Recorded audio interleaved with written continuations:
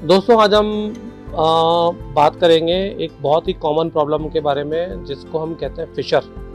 Fisher क्या है? जब भी कोई पेशेंट स्टूल पास करने जाता है या डिफिकेट करने जाता है और उस दौरान अगर उसको पेन रहता है, एक बर्निंग सेंसेशन रहती है, एक जलन जैसी रहती है, इट मीन्स कि आप फिशर नाम की बीमारी से ग्रसित हो सकते हैं। ये एक बहुत ही ज़्यादा पेनफुल सिचुएशन है, जिसमें जब भी पेशेंट स्टूल पास करने जाएगा उसको इनटॉलरेबल असहनीय दर्द या जलन की शिकायत रह सकती है।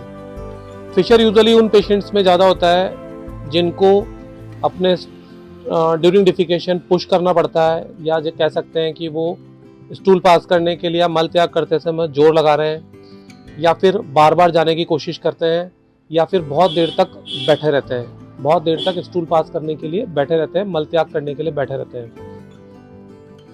इलाज, फिशर का इलाज बहुत ही सामान्य तरीके से किया जा सकता है। अगर एक्यूट फिशर का केस है कि अभी रिसेंट डायग्नोज हुआ है, तो हम यूजुअली पेशेंट को मेडिसिन से ट्रीट कर सकते हैं। बट अगर पेशेंट इस चीज़ से लंबे टाइम से ग्रसित है, अगर वो क्रॉनिक फिशर का केस है, तो लेज़र पद्धति से उसका परमानेंट इलाज किया जा सकता है।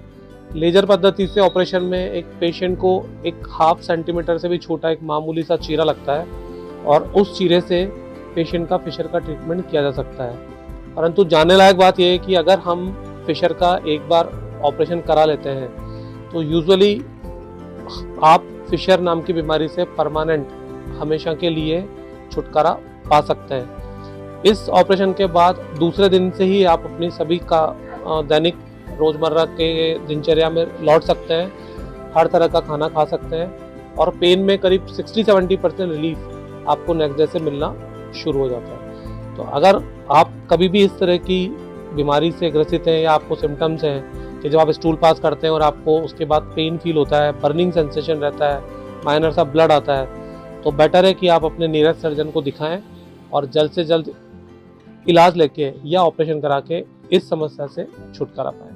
धन्यवाद।